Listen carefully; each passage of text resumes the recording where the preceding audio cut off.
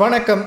சசிகலாவிற்கு தேடி வந்த அதிர்ஷ்டம். பாமகவுடன் கூட்டணி உறுதி செய்யப்பட்ட நிலையில் முதல்வர் யார் என்பதை தற்பொழுது வெளியிட்டுள்ளார். முதல்வர் வேட்பாளராக சசிகலா தான் இருப்பார். ஏனென்றால் ராமதாஸ் ஐயா அவர்கள் இதுவரைக்கும் எந்த ஒரு தேர்தலையும் போட்டியிட்டது கிடையாது. மேலும் துணை முதல்வராக ராமதாஸ் ஐயா அவர்கள் யாரை கை காட்டுகிறாரோ அவர்தான் துணை முதல்வராக பொறுப்பேற்பார் என்ற தகவலும் கிடைக்கப்பெற்றுள்ளது. அதற்கு 234 தொகுதிகளில் 156 கைப்பற்றினால் மட்டும்தானே முதல்வர் பதவி கிடைக்கும் என்ற கேள்வியும் கேட்கலாம். கிட்டத்தட்ட தமிழ்நாட்டில் இருக்கக்கூடிய கூட்டணிகள் என்பது 5ஆக மாறிவிட்டது. இதனால் ஒவ்வொரு தொகுதிகளிலும் வாக்குகளது சதவீதம் மிகப்பெரிய ஒரு மாற்றத்தை ஏற்படுத்தும்.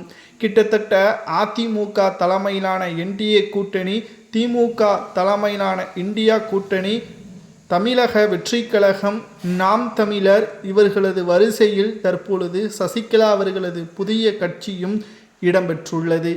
இதனால் சசிகலா அவர்கள் கிட்டத்தட்ட 20 முதல் 35 தொகுதிகளை கைப்பற்றினாலே போதும் சசிகலா அவர்களுக்கு அடித்த அதிர்ஷ்டமாக பார்க்கப்படும். ஏனென்றால் அப்பொழுது கூட்டணி வைத்தால் மட்டும்தான் ஆட்சியை அமைக்க முடியும் என்ற ஒரு சூழல் உருவாகும். அதை சசிகலா அவர்கள் கச்சிதமாக பயன்படுத்துவார். தென் மாவட்டங்களில் இருக்கக்கூடிய வெற்றி வாய்ப்பை வைத்து கொண்டுதான் ஆட்சி அதிகாரத்தை அமைக்க முடியும் என்பதை நாம் பலமுறை கூறியிருந்தோம். தற்பொழுது சசிகலா அவர்களது திட்டமே இதுதான். பல கோடிகள் செலவு செய்து 100க்கு மேற்பட்ட தொகுதிகளை வெல்ல வேண்டும் என்ற அவசியம் கிடையாது. அதிகபட்சம் 30 தொகுதிகள், குறைந்தபட்சம் 25 தொகுதிகளில் வெற்றியடைந்தாலே போதுமானது என்பதுதான் சசிகலா அவர்களது திட்டம். இது நிச்சயம் நடைபெற்றால் முதல்வராக சசிகலாவை வரலாம். அவர் சொல்கின்ற கட்சிதான் ஆட்சியை அமைக்கக்கூடிய நிலைமையும் உருவாகும் என்ற தகவலும் தற்பொழுது கிடைக்கப்பெற்றுள்ளது. 2026 சட்டசபை தேர்தல் இன்னும் ஒரு சில வாரங்களில் நடைபெறக்கூடிய நிலையில் சசிகலா அவர்களது புதிய கட்சியால் அதிர்ந்து போய் இருக்கிறது இந்தியா கூட்டணி, என்டிஏ கூட்டணி.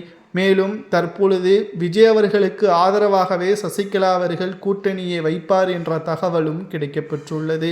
எடப்பாடி பழனிசாமி அவர்கள் மிகப்பெரிய ஒரு அதிர்ச்சிக்கு உள்ளாகியுள்ளார். சசிகலா அவர்கள் இந்த முடிவை எடுப்பார் என்று ஒருபோதும் எடப்பாடி நினைத்து கூட பார்த்திருக்க மாட்டார்.